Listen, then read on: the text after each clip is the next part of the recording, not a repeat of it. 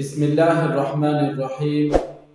انتهائی قابل قدر والاحترام معزز السامعین، کچری یو کس نپکی په حالت کې مونځ وکړلو، یعنی یو کس بدن یا کپڑے بالمازی وي یعنی نپاکی وي، په داسې حالت کې مونځ وکړلو او بیا منځ نه بعد کې دا پته ورته ولګېدله چې ما کپڑے یا ما بدن دا نپاک و، آیا دې کس دپاره دغه مونځ دوباره کولو ضرورت شته او که نه؟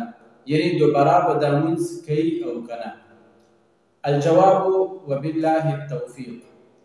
معززو، کچېرې یو کس نپکۍ په حالت کې مونځ وکړلو یا د انسان په کپړې باندې یا په بدن باندې د یو درهم برابر یعنی دغه تلي کوم ګهرۍ ده د دې برابر یو نپکۍ انسان په بدن یا کپړې باندې لګېدلې وه او انسان په دغه حالت کې مونځ وکړل، بعد کې ورته پته ولګېدله دغې نپکۍ، نو دغه انسان دپاره پکار دا دی چې دغه انسان به دغه مونځ دوباره راګرځوي.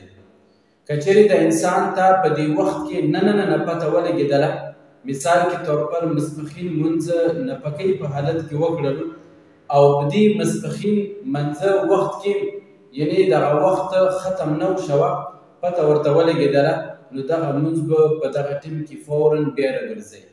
که بالفرض وخت تېر و، ماسپښین مونځ نپکۍ په حالت کې وکړلو، مازدیګر منځه کې ورته دا پته ولګېدله، نو نیت به بیا دا وکړي چې ما ماسپښین مونځ کوم نپکۍ په حالت کې کړی هغه مونځ زه دوباره بیا راګرځم، نو دغې طریقې سره د خپل زړه کې نیت هغه وکړي، نو دغه مونځ د دوباره راوګرځوي. والسلام علیکم ورحمة الله وبرکاته.